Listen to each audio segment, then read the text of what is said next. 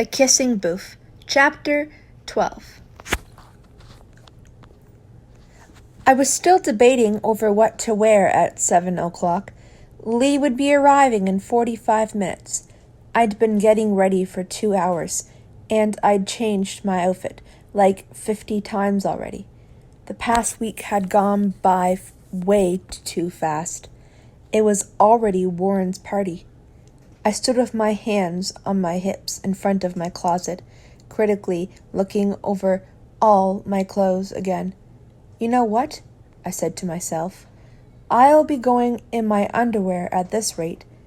I didn't really want to wear a dress or a skirt, mostly because I'd forgotten to shave my legs, and that limited my party wardrobe considerably. What I really wanted to wear was a sheer black top that was basically backless, with thin crisscrossing straps. The neckline was cut straight across my collarbone, so it was far from low cut. I just didn't know if it was party wear. I sighed, rubbing a hand across my collarbone. I didn't want to mess up my makeup. Did I really care if I wasn't dressed up too much? I knew why I really wanted to look good. I wanted to look good for Noah. But that was silly. To hell with it. I was going to wear the black top, and if I looked out of place, then so what? I snatched up my jeans. They were pale blue denim, artfully torn in the legs. I pulled on the top too and sat down at my dresser to finish my hair. I still wasn't really in the party mood, and pulled it up into a ponytail on the top of my head. I topped up my mascara. I had a few minutes to kill before Lee got here. Then I got a phone call. Lee? What's up? I asked, immediately sensing something was wrong. Why else would he call? Listen, I'm really sorry, but do you mind if... Well, spit it out already, I laughed. Well, Rachel just asked if I could give her a ride because her friend bailed and... You want to know if you can bail on me and take your girlfriend? Like the amazing best friend you are? I said dryly, but I was smiling and he probably knew it. Actually, I was just going to ask if you'd mind if we took Rachel too. I wouldn't ditch you. Give me some credit.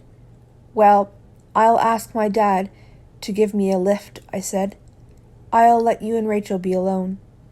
You don't have to do that, Shelley. Don't be silly. No, it's okay, Lee. I really don't mind, I told him honestly. It's okay. Before his relationship had ended because he and I were too close, and his girlfriends didn't like not being the number one woman in his life. I didn't want to spoil things with him and Rachel. He fought for a moment. Well, I can ask Noah to take you. He hasn't left yet. I heard him shout to his brother as I was saying, No, Lee, don't. It's fine, really. I broke off with a sigh. Elle? Shelley? You still there? Hello? Huh? I'd totally spaced out, not even hearing Lee talking to me. Noah said he'd give you a ride there, no problem. He'll be at yours in about 20 minutes. But, I protested quietly, weakly. Thanks, Elle. I owe you big time. See you later. Bye. I sighed, letting my cell phone slide out of my hands and onto my bed and burying my face in my hands. Standing up, I looked myself over critically in my mirror. I'd kept my makeup simple, except for the dark burgundy lipstick. My jeans hugged my figure. My top emphasized my curves and bared almost my whole back. I felt good. Noah would most likely try to find something inappropriate with my look, though. But that wasn't why I was worried. I was more worried about the gossip and rumors that would start when people saw us turn up together. Just then the doorbell went. I put my cell in my pocket and went downstairs as I heard Dad call my name. He opened the door and I saw him do a double take. Noah? Hey, is Elle ready yet? Noah asked, shockingly polite for him. My dad turned to call me again and saw me. He looked confused. 1 second, Noah. He pulled me into the kitchen. What's he doing here? He asked me quietly. Lee took his girlfriend and got Noah to drop me there instead. Oh, good. For a minute there I thought you two were dating. I forced a laugh. Yeah, right. Be careful, though. I'm still not sure whether I trust that boy. What with the fights he gets into? And that motorbike? Yeah, I know, Dad. But Noah's fine. Don't worry about it. I gave him a quick kiss on the cheek. Bye. No alcohol, he yelled after me. I went back to the front door, closing it behind me. I smiled casually at Noah. Ready to go? He looked me up and down, very slowly. Instead of blushing, I sighed internally.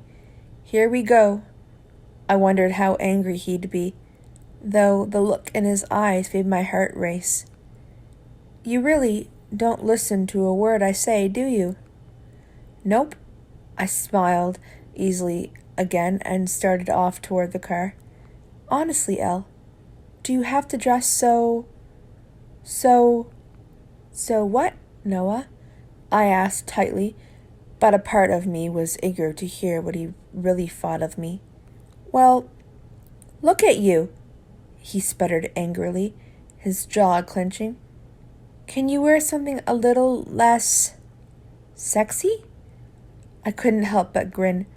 Who'd have thought there would be a day when Flynn said I looked sexy? I felt giddy, though it wasn't as good as the feeling when he'd told me I was gorgeous. It's not funny, he snapped at me. Oh, calm down. I could have worn something much more revealing. It's a party. I'm not changing, Noah. I'll walk there if I have to, but there's nothing you can do about it.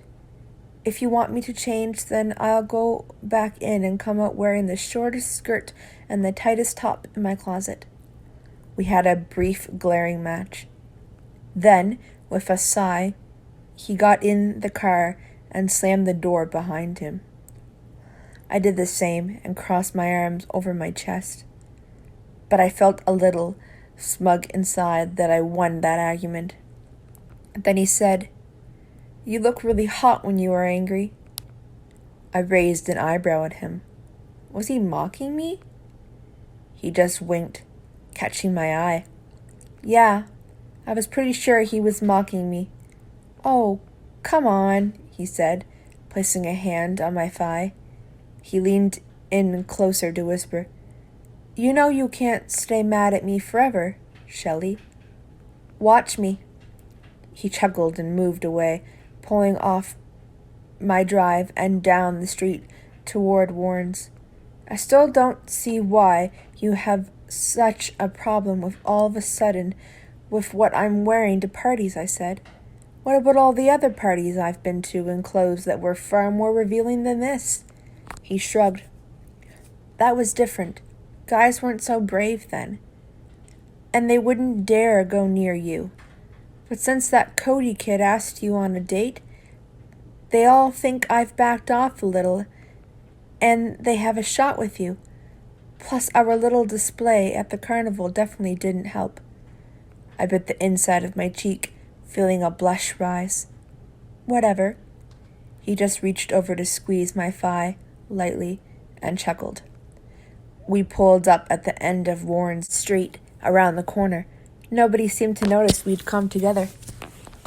I was immediately grabbed aside by some of the girls who were chatting about all kinds of things, from how hot John Fletcher looked, to how tacky Hannah Davies' shoes were, to how much they loved the song. After a while, I found Lee out the back, but he was pretty busy making out with Rachel. I took another swig from my can of Coke, feeling buzzed off the atmosphere alone, and headed back inside. I found myself in the lounge, which was cleared of all furniture and had been turned into a dance floor. The lights were down except for some cool green and blue lights someone had set up, flickering like strobes. It was so cool. The colors made everything look almost underwater. It was so weird. I joined in the dancing, swishing my hips back and forth in time with the beat, and throwing my hands in the air. Someone put their hands on my waist to dance with me, and I turned around. I blinked a few times and saw it was Patrick, a senior on the soccer team. "Patrick," I said, smiling. "I haven't seen you all night." He laughed, staggering sideways into a chair. "Oops. How are things, Elle?" "Good, yeah." "Awesome. Hey, come on," he said, and grabbed my hand. "Where are we going?" "For some fresh air. It's really crowded in here." "Okay."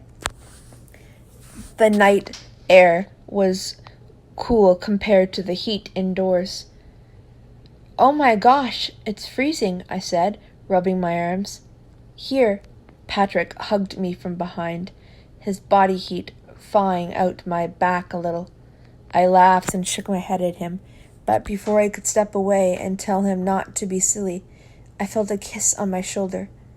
I stood there in shock for a moment, my brain sluggish to process what had just happened. Then he kissed my neck a little further up, his hands on my waist. I turned to push him away, but Patrick clearly thought I was turning toward him, and his hands locked around my back. Before he could try and kiss me, I pushed his face sideways with the palm of my hand and wriggled away. It would have been more effective to just knee him in the crotch, but that didn't occur to me. He stumbled when I pushed him. He was drunk and not all that steady on his feet, but it was somebody else that sent him sprawling on the grass and put a firm hand on my arm. "Dude, you always spoil the fun like that," Patrick slurred, struggling to his feet. "You were such a killjoy, Flynn. Why you gotta be so tough all the time?" He must have been pretty damn drunk, because he was just asking for a fight, and Patrick was a pretty smart guy. He'd never have done something as stupid as that, sober. He was thrown backward with a punch to the gut and landed on the ground again, groaning a little. "Anybody else?" Noah asked loudly and clearly calmly looking around the crowd I hadn't seen forming in the garden. Most people quickly went back in, especially once they saw the fight was over.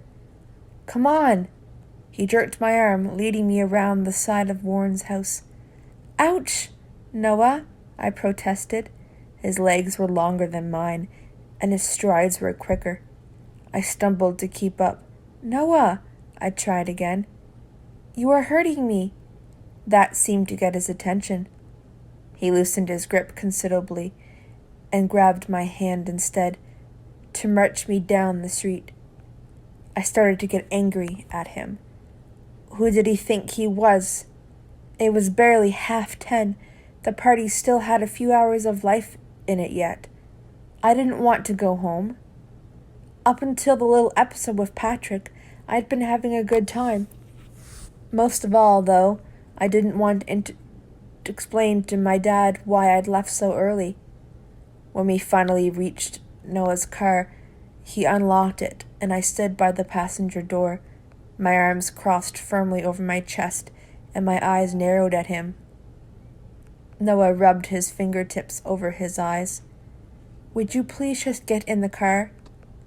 "I'm not going anywhere with you. Are you some kind of violence junkie?" "I'm not getting in that car with you, behind the wheel, after you've had a drink, no matter how much alcohol you say you can take." "I haven't had anything to drink, Rochelle. Do you think I'm an idiot? And what? Violence junkie?" I shrugged. "Still, you can't make me leave. I don't have to go anywhere with you. I'm going to stay here." I saw his jaw clench in the dim light. Shadows were cast over his face, which made his controlled anger look a little scary.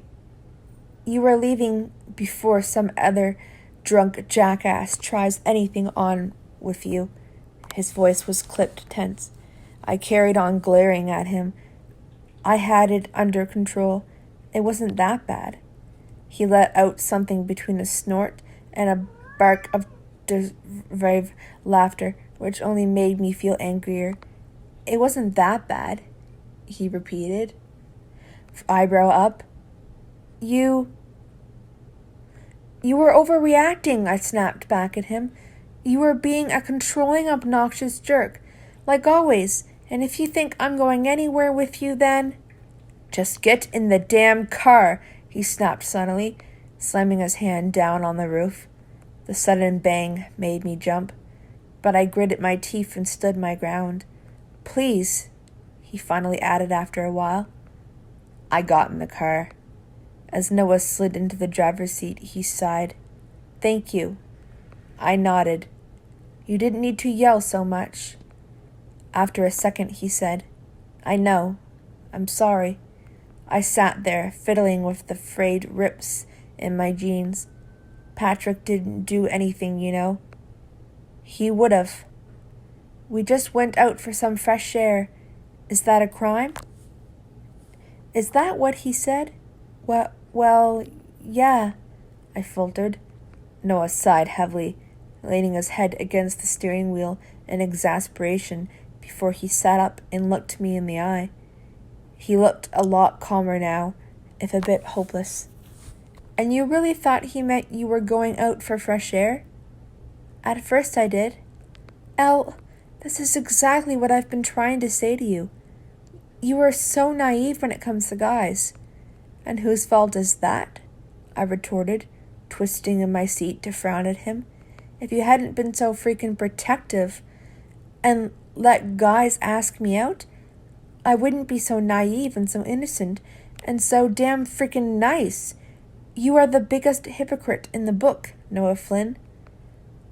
Noah stared at me with the briefest second before his lips came down on mine. It was only a short kiss, though, and he pulled away first. Well, that's one way to win an argument, he said with a smirk. No fair, you cheated, and you didn't win. Oh, really? He checked the mirrors before pulling out.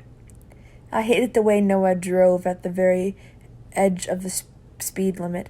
He didn't just cruise along. He pushed the car as fast as he could get away with. Yes, really. That wasn't fair. Then go ahead and finish your argument. Elle, be my guest. I opened my mouth, ready to snap at him again, but I felt short. What had I been saying?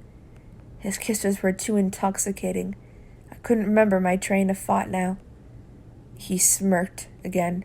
Triumph. I win. You just wait, Noah, I muttered.